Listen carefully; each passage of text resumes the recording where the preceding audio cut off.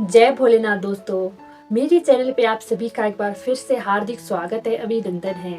आज की वीडियो में हम जानेंगे घुश्मेश्वर ज्योतिर्लिंग के बारे में और साथ में जानेंगे ये कि एक भक्त की भक्ति में कितनी शक्ति होती है और साथ में ये बात भी जानेंगे कि जब मनुष्य के हृदय में ईर्ष्या का बीज एक वृक्ष बन जाता है, यानी कि हमारी ईर्ष्या बहुत बड़ी हो जाती है, तो हमारा क्या हाल होता है। तो चलिए करते हैं अपनी वीडियो को शुरू।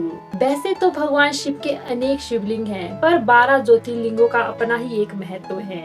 इन 12 ज्योतिर्लिंगों में से एक है घुश्मेश्वर ज्योतिर्लिंग या घृष्णेश्वर ज्योतिर्लिंग। घृष्णेश्वर का अर्थ होता है जो करुणा के ईश्वर हैं, वही घृष्णेश्वर हैं, और घुश्मेश्वर का अर्थ होता है जो घुष्मा के ईश्वर हैं। भगवान का यह दिव्य ज्योतिर्लिंग महाराष्ट्र के दौलताबाद से लगभग 11 किलोमीटर दूर है। तो अब जानते हैं यहाँ की कथा को। देवगिरी पर्वत के निकट एक परम सात्विक ब्राह्मण सुधर्मा रहा करते थे। उनकी पत्नी का नाम सुदेहा था। दोनों पति पत्नी में बड़ा प्रेम था और वो अपने दाम्पत्य जीवन में बड़े प्रसन्न थे। बस उन्हें एक संतान नहीं थी, जिसके कारण कि उनकी पत्नी सुदेहा बहुत दुखी रहा करती थी। इसीलिए उसने सोचा कि वो अपनी बहन का विवाह अपने पति से करवाएगी ताकि उन्हें एक संतान प्राप्त हो सके। पर सुधर्मा ने सुदेहा की बात नहीं मानी। तब सुदेहा ने बड़ी जिद करी और सुधर्मा को उसकी बात माननी पड़ी। सुदेहा ने अपनी बहन घुष्मा से सुधर्मा की शादी करवा दी। घुष्मा अत्यंत विनीत, सदाचारी और परम शिव भक्त थी। घुष्मा प्रतिदिन भगवान शंकर की आराधना करती थी। उसका नियम था कि वो 101 शिवलिंगों को बनाती थी, रोज उनकी बड़े प्रेम से पूजा करती थी और उसके बाद उन्हें पास के ही एक तालाब में बहा देती थी। आगे चलकर उसके गर्भ से एक पुत्र का जन्म हुआ, जो कि बड़ा सुंदर और गुणवान था। बालक को पाकर सभी बड़े खुश हुए, पर सुदेहा के मन में धीरे धीरे ईर्ष्या का वास होने लगा। धीरे धीरे यह ईर्ष्या बढ़ती चली गई और उसके मन में कुविचारों ने जन्म लिया। एक दिन रात को उसने बालक को मार डाला और उसके शव को पास के तालाब में फेंक दिया। जब सुबह सभी उठे तो सब रोने लग गए। पूरे घर में मातम छा गया। सब वहाँ इकट्ठे हो गए। पर घुष्मा की भक्ति दृढ़ थी। उसे अपने ईश्वर पर पूर्ण विश्वास था। उसने अपना नियम नहीं तोड़ा और जैसा वो रोज करती थी, 101 शिवलिंग बनाती थी, उनकी बड़े प्रेम से पूजा करती थी और उसके बाद उन्हें तालाब में प्रवाहित करती थी। उसने वैसा ही किया।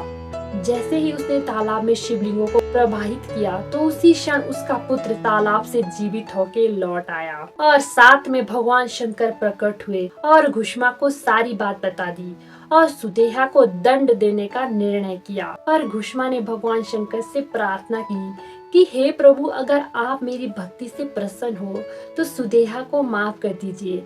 भले ही उसका कार्य घिनौना है, पर उसके इस कार्य से उसे भगवान शंकर के दर्शन हो पाए और जिसकी रक्षा भगवान शंकर करते हैं उसे कौन मार सकता है। इसीलिए उसने सुदेहा को माफ कर दिया है। तो भगवान आप भी उसे माफ कर दीजिए। घुष्मा की भक्ति भावना से भगवान बड़े प्रसन्न हुए और उसे आशीर्वाद दिया। तब घुष्मा ने भगवान शंकर से कहा, अगर वो उसकी भक्ति भावना से प्रसन्न है तो वो सदैव के लिए वहीं बस जाए। प्रभु ने भी तथास्तु कह दिया और साथ में ये वरदान दिया, इस धाम में भगवान शंकर को घुष्मा के नाम से जाना जाएगा। तब से भगवान का नाम घुश्मेश्वर पड़ गया, अर्थात जो घुष्मा के ईश्वर हैं। ये कथा हमें यही बात सिखाती है कि एक भक्त की भक्ति में कितनी ताकत होती है। अगर भक्त चाहे तो भगवान उसके लिए उसी क्षण प्रकट हो सकते हैं। एक भक्त पर जब विपदा आती है तो भगवान उसकी विपदा को हर लेते हैं। पर विपदा के क्षण में हमें कभी भी भगवान से विश्वास नहीं गंवाना चाहिए। दोस्तों, हम मनुष्यों का स्वभाव होता है कि हमारे पर थोड़ी विपदा आती है तो हम कहते हैं कि भगवान ने ये कर दिया और भगवान तो हमारी इच्छा पूरी ही नहीं करते।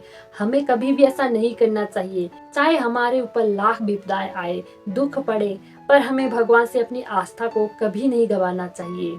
दूसरी बात, यह कहानी हमें यह सिखाती है, मनुष्य के मन में जो ईर्ष्या होती है ना, वो मनुष्य का विनाश करवाती है। इसलिए जब भी मन में ईर्ष्या का बीज आए ना, तो उसे उसी समय नष्ट कर दीजिएगा।